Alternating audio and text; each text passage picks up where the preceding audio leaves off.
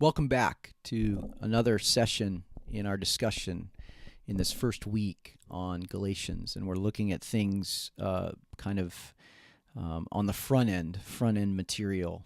We considered in our last session theological reading of the New Testament, kind of what that means, how we approach Galatians theologically. We also looked at some of the key approaches, the three dominant approaches to the study of Galatians that are available. And I have reserved a fourth one to begin today's lecture and focus, which is going to be on what I'm calling a renewed perspective on the New Testament, a post-supersessionistic interpretation. I should say that this is a vein of interpreting Paul that is growing. It's a minority position, but it's one that is actually picking up some steam. One of our textbooks for this course is called Paul Within Judaism. It's edited by Mark Nanos and Magnus Zetterholm, and it is representative of a recent section that was founded in the Society of Biblical Literature, which is a society representing the sort of contemporary scholarship on the Bible.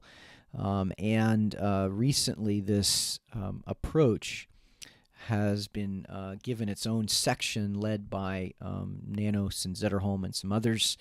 And it is sort of very much within the vein of trying to situate Paul within Judaism, not against it or outside it, which, as you can see from the other three dominant approaches, in every case, in one way or another, Paul is outside or over and against ancient Judaism. And the Paul Within Judaism approach, which I'm calling a renewed perspective, is gaining ground among scholars. And so what we're going to advocate then is not simply a kind of my own idiosyncratic reading, but it is a growing approach that I'm convinced is more faithful to the apostolic documents we have. And at the end of the day, let me just underscore that that's really what this is all about. If I believed that the traditional approach or the new perspective or the apocalyptic approach were the most faithful way of approaching the New Testament, then I would advocate for them. I believe, as I have said, that they allow one to see truths that might have otherwise been hidden. Take the traditional perspective, for example, which was really catalyzed in the Reformation. I think there's much to commend Martin Luther and John Calvin and Zwingli and these other kind of heroes of the Reformation for their defense of the free gospel, that the gospel is a gift, and it comes from the freedom of God, and it comes from His side alone. It understands the desperate situation that humanity is in, and the need for God's mercy and kindness. I want to bless that. I want to just sort of stand us alongside and cheer that that Martin Luther stood up for this freedom of the gospel, and so I commend it, and I would say that there's something truthful to bless in all three of those dominant approaches, but at the heart, they miss, I think, the central point of it all for Paul in Galatians, because of their framework. It doesn't allow them to see what Paul was really on about in Galatians. And I think then that taking this kind of renewed approach, this Paul Within Judaism approach, actually gives us a more faithful framework to read Galatians with.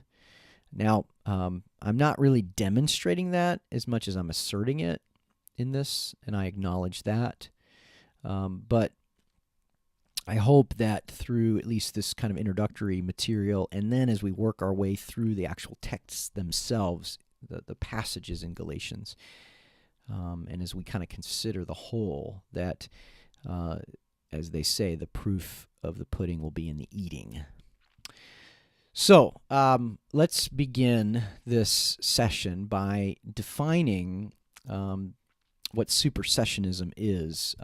It's a word that is thrown about quite a bit, but I want to kind of make sure that we understand what we mean by the word.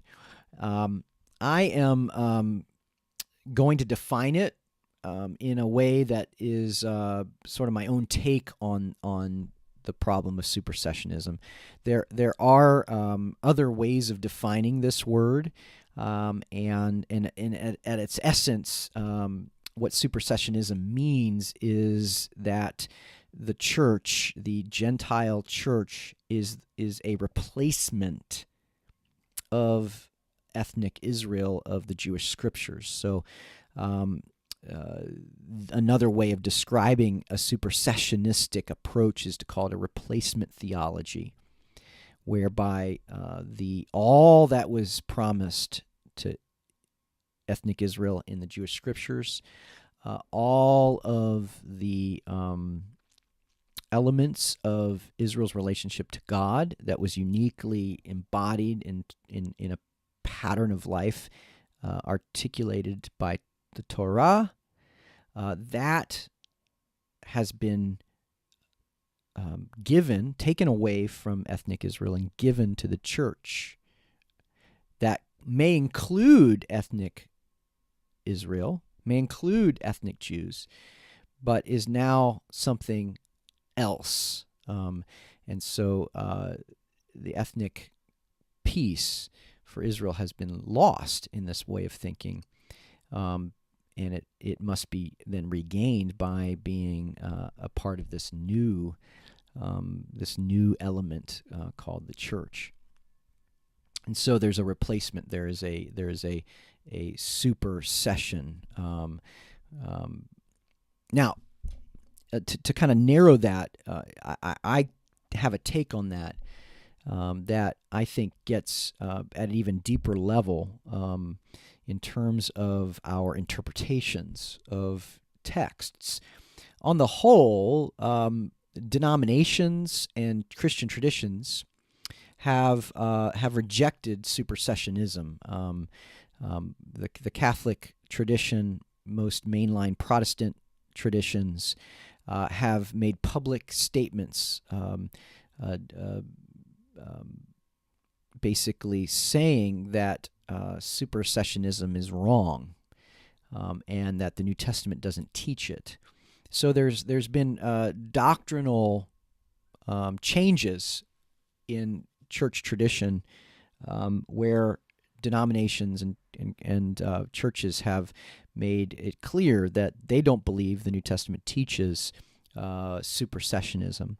And they have also apologized for supersessionistic tradition in their history, and so there has been this kind of doctrinal distancing from supersessionism, this dismissing of it as appropriate for Christian belief, but at the same time, what is actually quite important to point out is that there seems to be something of a disconnect between kind of what we say doctrinally and how we practice the reading of Christian scripture, of the apostolic documents. And so while we dismiss and decry supersessionism, we also continue at the same time to read in the New Testament in certain ways that continue to promote it. So when I think about supersessionism, here's how I define it. Supersessionism refers to any interpretation of the New Testament.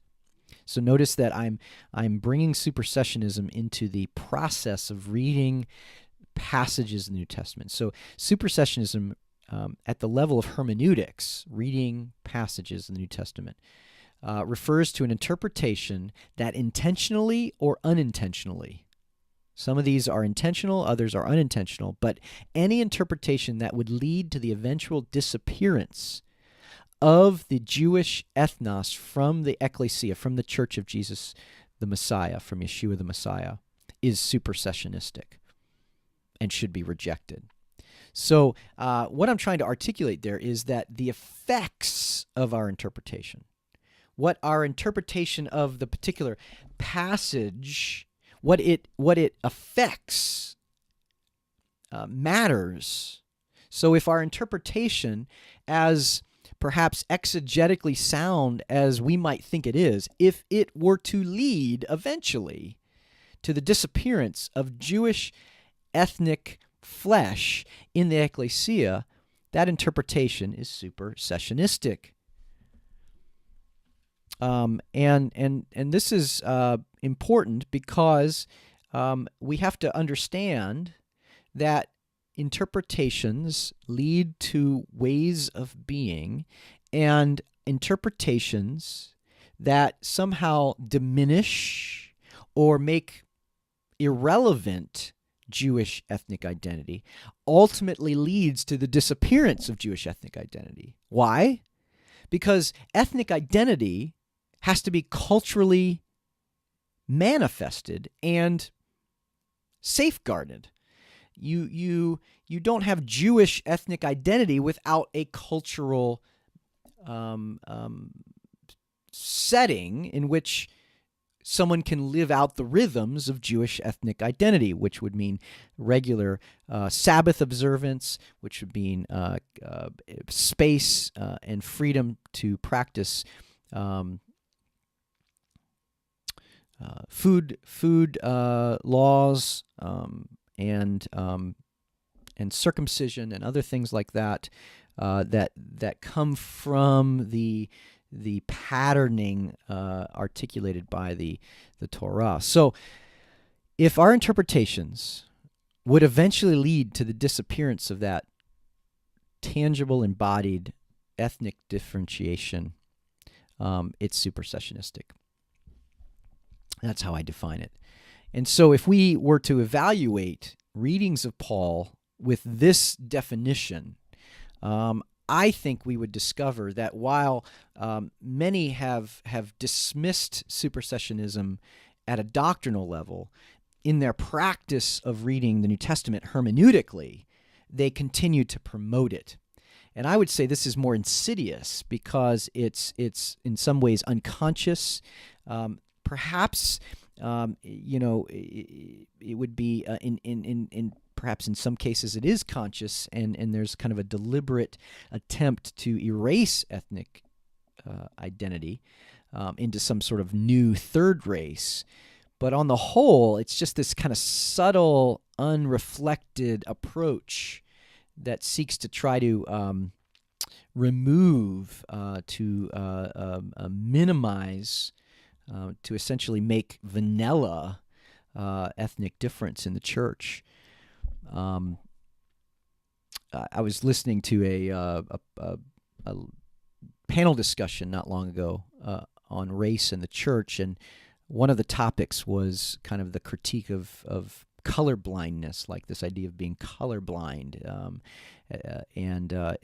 and that's kind of a popular way of describing some perspectives out there in particular evangelical circles about how we approach race. And one of the speakers was commenting that while it sounds a very positive thing, in the end, color blindness basically is inappropriate as a way of describing, because it essentially makes everybody the same, which doesn't reflect God's sort of created order. we're supposed to see the diversity in each other. We're not supposed to be colorblind, but we're supposed to sort of honor in the other their difference and distinction, and not seek to sort of pretend it's not there, or at worst to somehow try to minimize that distinction. The speaker also went on to say that what ends up happening is that whatever the dominant culture is in this kind of color-blinded culture, the culture of the place becomes that dominant culture. So while you might say we're colorblind, what ends up happening is there's a forced assimilation into whatever the dominant culture is, that rather than cultivating those minority cultures, essentially forces them to assimilate into that dominant culture. And this is just not, I think, what the New Testament envisioned when it articulated the beauty of the multi-ethnic community. Particularly, think about the vision at the end of Revelation, where all the tribes, nation, and tongues will gather around the throne and worship in their unique cultural expressions. Well, if we essentially practiced the ecclesiology of modern evangelicalism, there wouldn't be any ethnic differentiation at the end, because we would be singing and speaking and thinking in all the same kinds of cultural ways. We may use perhaps different languages, but in the end, the framing of the faith is going to be the exact same. And I think there's something more going on that we need to appreciate and to embrace about what the gospel is effecting. That there is beauty in the sort of the ultimate embodied diversity that we bring to the church. So I recommend here a book by Matthew Tappy called Aquinas on Israel and the Church: The Question of Supersessionism in the Theology of Thomas Aquinas. You may not be that interested in Aquinas, but Tappy does an excellent job of articulating the history of supersessionism and defining it well. And so my definition in some ways is in conversation with his, and I would recommend you, for further interest, you could go to that book. Want to just articulate briefly the four key assumptions of a post-supersessionistic reading of the New Testament in general, and particularly Galatians. And these four assumptions are articulated in David Rudolph and I's book, An Introduction to Messianic Judaism, in the last chapter, which I had the privilege of writing. And so, just briefly, when we talk about post-supersessionistic reading, these are the assumptions we bring to that to the text. One is that God's covenant relationship with the Jewish people is present and future. So a key assumption is that God is in relationship with the Jewish people, both past, future, but in the present. Secondly, Israel has a distinctive role and priority in God's redemptive activity through the Messiah, Jesus.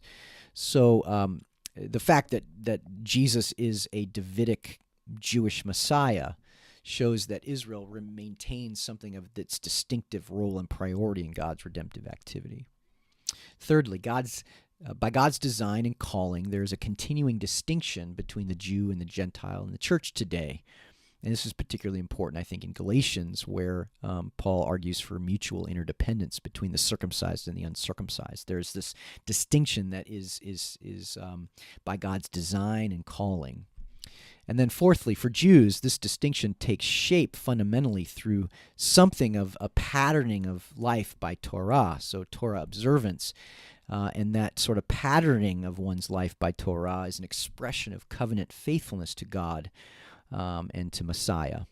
So there's, of course, a load of spectrum of difference on what Torah observance means, both in the ancient world and in the modern world.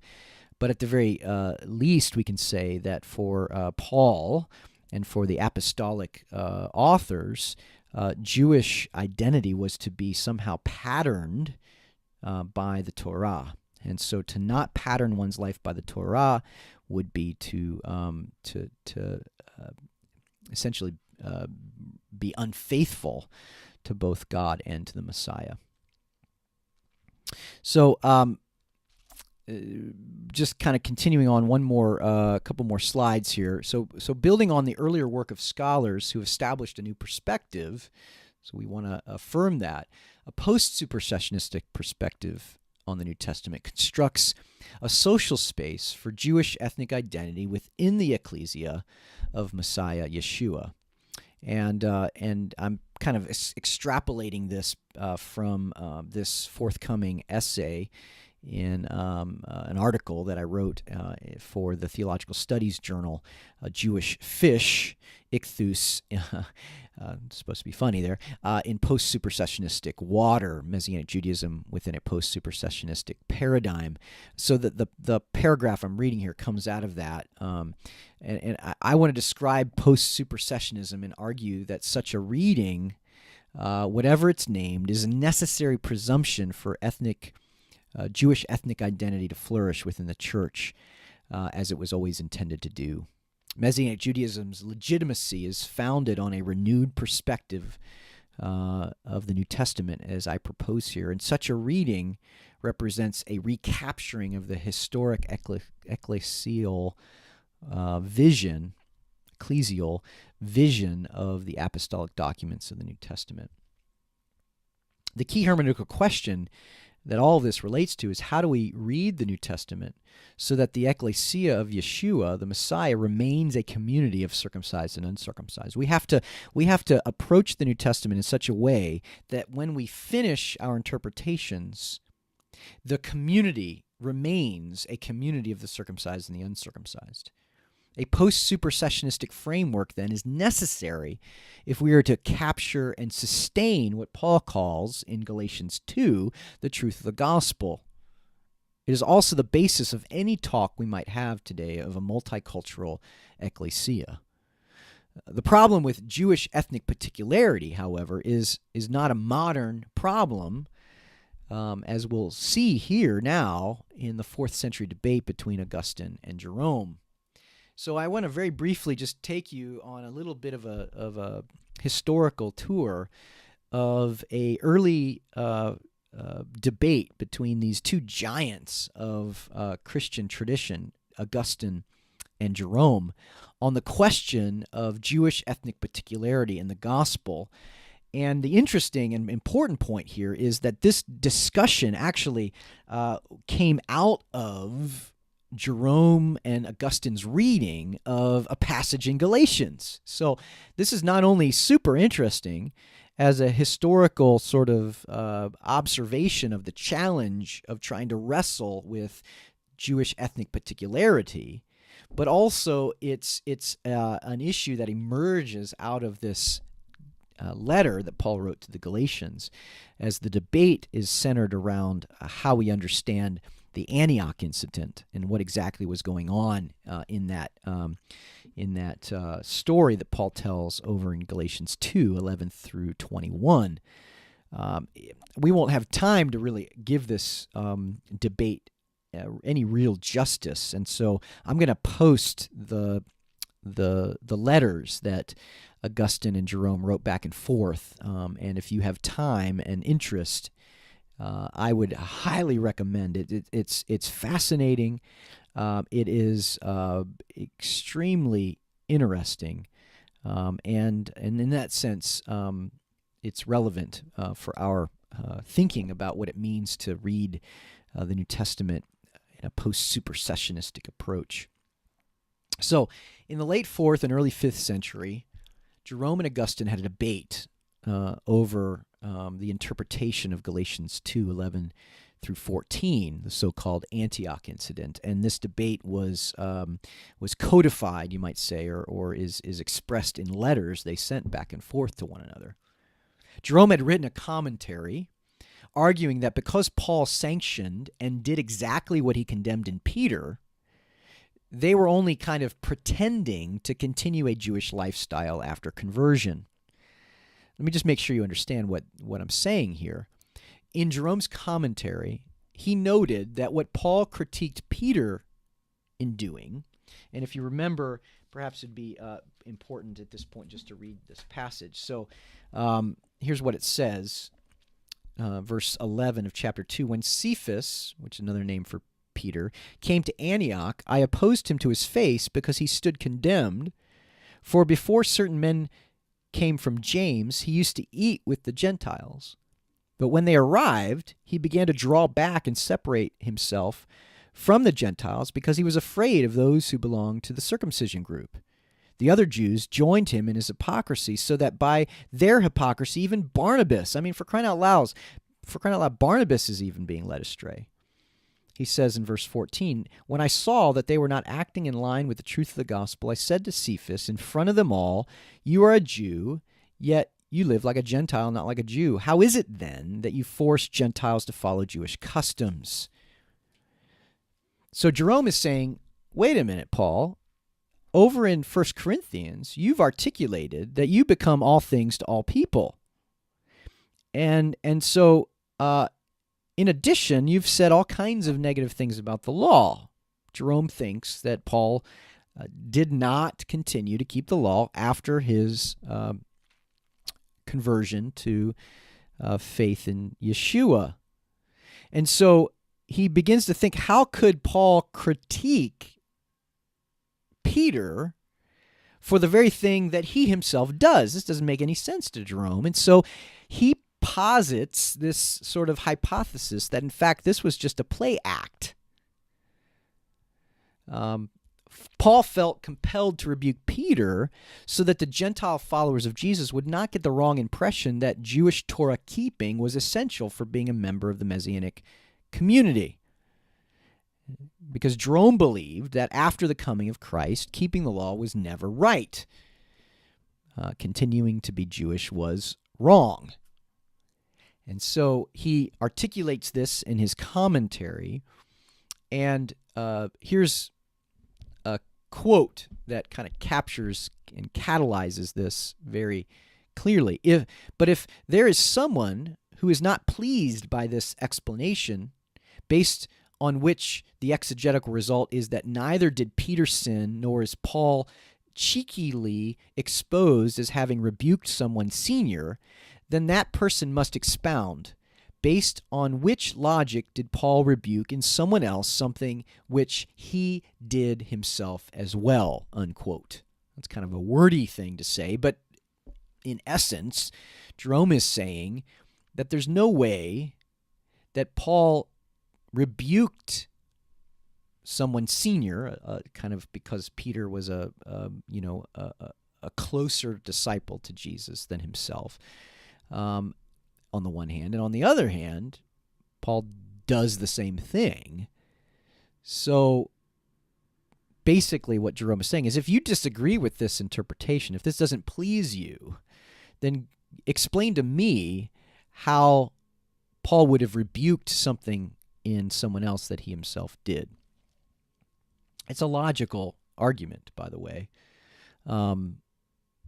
And so Augustine reads this in the commentary and writes a letter to Jerome seeking clarification on this interpretation, because Augustine was concerned that if Jerome was correct, then scriptures were promoting falsehood, because the plain reading of the text tells us that Peter was doing something wrong, and Paul rebuked him for that. Jerome is saying, no, that's not actually what happened. Instead, what happened is they were pretending in order to kind of strengthen Gentile identity. Augustine argued in response to Jerome that Paul, as well as all the other Jewish believers at the time, continued to live in a Jewish manner, and that was appropriate for them at the time. So Augustine's view is that at the time that Galatians was written, Jewish believers in Jesus did continue to practice Torah observance, continued to pattern their life by the Torah, And that was right, because the Torah was given by God. And at this stage in the history of the early church, there was no sort of clear sense that that was not an appropriate thing to do. Now, we should sort of just acknowledge that when Jerome and Augustine are writing in the late 4th and early 5th century, both Augustine and Jerome agree that a Christian should not practice Jewish Torah keeping. A Christian should not pattern their life by the Torah in any sense. If that sense is in any way a concrete, embodied practice. The only legitimate way of using the Torah is a spiritualized way, is a kind of a Neoplatonistic way of separating the physical from the spiritual. That's appropriate use of the Torah, but to pattern practically life would be inappropriate. Both Augustine and Jerome believe that in the late 4th, early 5th century. But as Augustine looks back at the time of Paul and Peter and the early apostles, the apostolic world, Augustine, unlike Jerome, thinks it was completely legitimate for followers of Jesus who were Jewish to continue to orient and to pattern their life by the Torah. And so Jerome, after several attempts by Augustine to engage him, and this was kind of going on for a number of years, we have several letters that Augustine wrote to Jerome, but Jerome didn't write back. And then finally Jerome writes back, and he offers a scathing rebuttal, accusing Augustine of being a heretic for articulating that it was appropriate for Jewish believers in Jesus in the apostolic times to practice a Jewish pattern of life. Here are some of the quotes from Jerome's response. The matter in debate, therefore, or should I rather say your opinion regarding it, is summed up in this, that since the preaching of the gospel of Christ, the believing Jews do well in observing the precepts of the law, i.e., in offering sacrifices as Paul did, in circumcising their children, as Paul did in the case of Timothy, and keeping the Jewish Sabbath, as all the Jews have been accustomed to do. If this be true, according to Jerome, we fall into the heresy of the Cerinthius and Ebion, who through believing in Christ, or though believing in Christ, were anathematized by the fathers for this one error, that they mixed up the ceremonies of the law with the gospel of Christ, and professed their faith in that which was new without letting go of what was old. Why do I speak of the Ebionites, who make pretensions to the name of Christian? In our own day, there exists a sect among the Jews throughout all the synagogues of the East, which is called the sect of the Mennai, and is even now condemned by the Pharisees. The adherents to this sect are known commonly as the Nazarenes. They believe in Christ, the Son of God, born of the Virgin Mary, and they say that he who suffered under Pontius Pilate and rose again is the same as the one in whom we believe. But while they desire to be both Jews and Christians, they are neither the one nor the other. Wow. So here are the Nazarenes who, in every other way, have a orthodox theology, but are anathematized, are condemned, according to Jerome, because they desire to be both Jews and Christians. But in their pursuit of being Jewish and Christian, they are neither one. For there is surely no proportion between the culpability of him who exhibits the various opinions held by the fathers in a commentary on Scripture, and the guilt of him who reintroduces within the church a most pestilential heresy. So he's positing himself, who's exhibiting views held by other fathers in his commentary on Scripture, against Augustine, who he thinks is reintroducing heresy. If, however, there is for us no alternative but to receive the Jews into the church, along with the usages prescribed by their law, if, in short, it shall be declared lawful for them to continue in the churches of Christ what they have been accustomed to practice in the synagogues of Satan, I will tell you my opinion of the matter. They will not become Christians, but they will make us Jews. God forbid. Now, I implore you to hear patiently my complaint. Paul, even when he was an apostle of Christ, observed Jewish ceremonies, and you affirm that they are in no wise hurtful to those who wish to retain them as they have received them from their fathers by the law. I, on the contrary, shall maintain, and though the world were to protest against my view, I may boldly declare that the Jewish ceremonies are to Christians both hurtful and fatal, and that whoever observes them, whether they be Jew or Gentile originally, is cast into the pit of perdition. Whoa. Jerome is on fire here. Truly wretched and unworthy of the most compassionate lamentation are those who, carried away by vehemence of disputation and by love for the law, which has been abolished, have made Christ's apostle to be a Jew. Huh. That is amazing. That diatribe is amazing. I mean, that is supersessionism.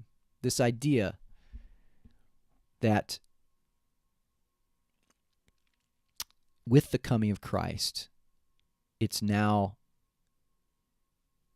inappropriate and perhaps even spiritually fatal to continue to orient one's life, pattern one's life by the Torah. And in addition, it's remarkable that within the sort of handful of centuries, less than 5 centuries, Christ's Jewishness, Paul's Jewishness, has been seen to be a problem and not a constituent part of their identity as believers in Yeshua. In this case, Jerome's approach represents the sort of standard model, operating model for reading the letter to the Galatians and Paul more generally. And so when we talk about a renewed perspective on Paul, we are trying to regain Augustine's sympathetic reading of this letter, in which it was completely appropriate and advantageous and positive for Jewish believers in Jesus to pattern their life after the Torah. Now, we will disagree with Augustine that at any time that sort of ceased to be appropriate, because the New Testament, Paul, don't seem to anticipate that at some point in the future it should be inappropriate for a Jew to be a follower of Jesus. But that aside, what ultimately Augustine would agree with Jerome on, that aside, we need to regain the kind of reading of the New Testament that is situated much more along the lines of Augustine's understanding of things than Jerome's. And in the history of interpretation, Jerome's take has been the dominant one.